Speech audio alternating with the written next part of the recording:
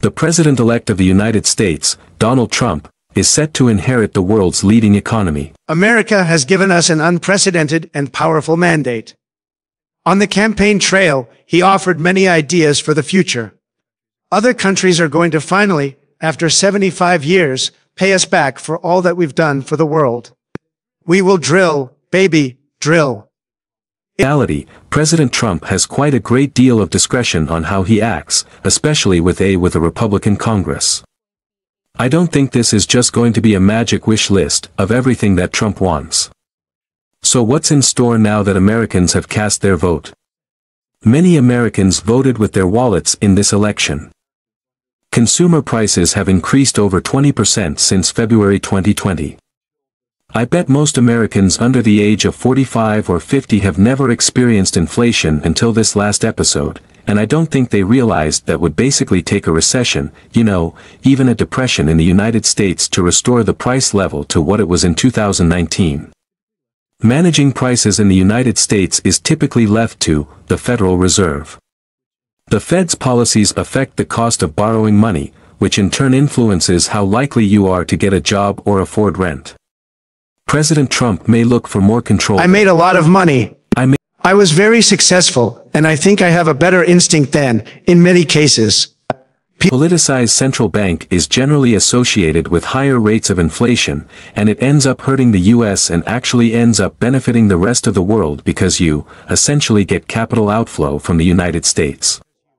Trump getting involved with the Fed will certainly spook people and investors to a certain extent. Wouldn't surprise me if you see the replacement in 2026 when Powell's term as chair is up. Trump has other tools to help Americans out financially. One idea called for leaving about 93 million Americans off the hook for at least a portion of their federal income taxes. I think when HE proposed eliminating the income tax and just having tariffs, there was sort of, like an oh my gosh moment for everyone. We've seen this with Trump before, right? He throws out this really bold idea. But then, by the time it actually starts being implemented, by the time he's talked with more people about it, you see it kind of transform. Americans received a tax cut during Trump's first term, but that tax cut is set to expire in 2025. I think Republicans pretty much across the board do want to see a lot of what was in that 2017 tax package expanded. To pay for those cuts, Congress will have to shuffle things around.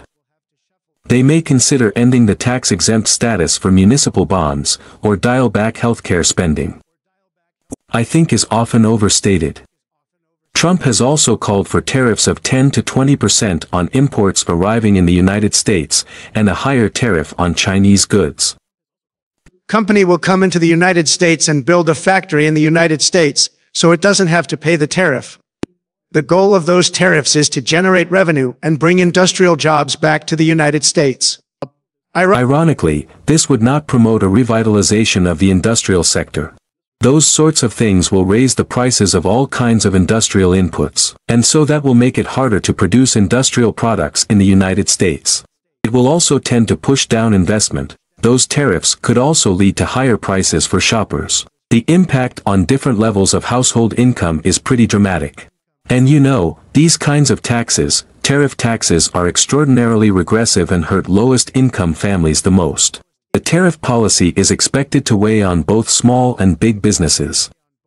The president-elect's promise to deport undocumented people could have a far-reaching economic impact.